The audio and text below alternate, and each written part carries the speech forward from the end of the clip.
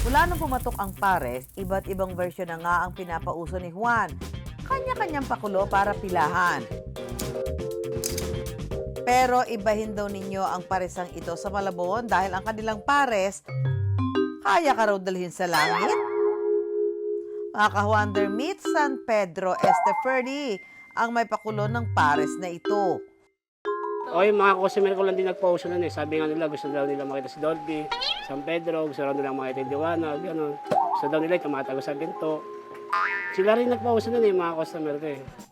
Bago pumatak ang alauna ng tanghali, abala na si Ferdy sa pagsiset up sa kanyang maliit na pwestong ito sa Malabon. At pagpatak ng alauna ng hapon, ang mga customer di na mapigilan ng pagdagsa. Ang kanilang dinarayo ang pares na may anli taba.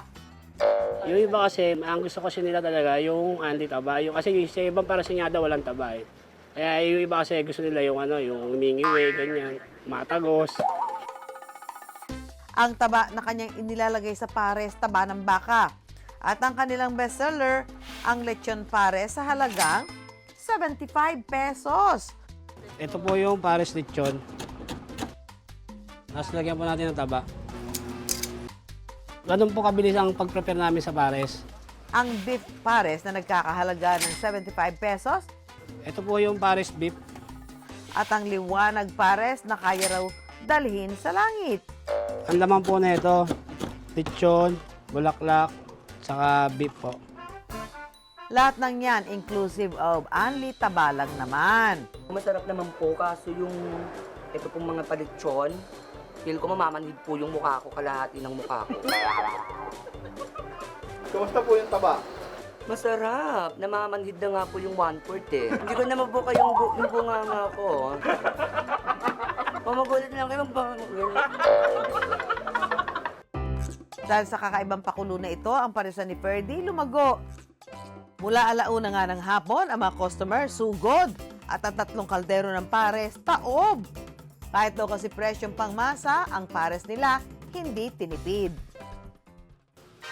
Pero alam niyo ba mga ka-wonder na ang pagninegosyo ng pares ni Ferdy noong una, hindi raw naging madali?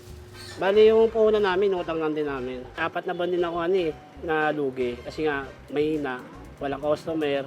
Pero si Ferdy hindi agad sumuko. Nang makaipon kasi ng pera, ang una raw niyang binili, camera, para gamitin pang picture at pang video ng kanyang mga produkto para i-upload sa social media. At dahil pinusuan online, makalipas lang ang ilang buwan, nagsimula nang dumami ang kanyang customer.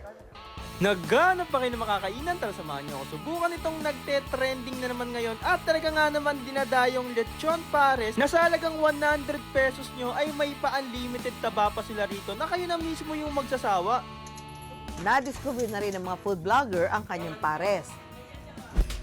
Hanggang sa ang mga customer niya naging suki na nagpabalik-balik. Gaya na lang ni John Juville, na kahit nga raw hina-high blood na kung minsan, G pa rin daw sa pagkain ng pares na may taba. Siguro last year ata, pumunta ako doon, sinubukan ko. Nang nasubukan ko siya, solid talaga, masarap. Si John Juville, nakaka-4 hanggang 5 refill lang naman ng taba tuwing kumakain dito. Pangatlong balik ko na ng taba actually. So napakasarap talaga guys. Sa pagkain po ng taba, hindi naman po ako natatakot kasi meron naman tayong gamot. Meron naman po tayong gamot sa high blood eh. Ang apat natin guys. Dahil sa success ng parisan ni Ferdy, hindi na raw niya pinoproblema ang gastusin ng kanyang pamilya sa araw-araw. Kada araw, kumikita lang kami siguro mga 27 ganyan, 25. Pero di pa awas yung puhunan daw ma'am. O hindi pinapigot namin. Pero mga ka-wonder, gaano man ka-tempting tingnan, ayon sa eksperto, hinay-hinay lang sa pagkain ng taba. Sa isang araw, for a regular diet, no, kung wala kang sakit or anything else that is concerning when it comes to fat consumption, dapat out of the daily calories natin, 30% lang dapat maximum yung manggagaling sa fat. That's only 600 calories. Kung i-convert natin siya sa grams, it's only around 67 grams of fat.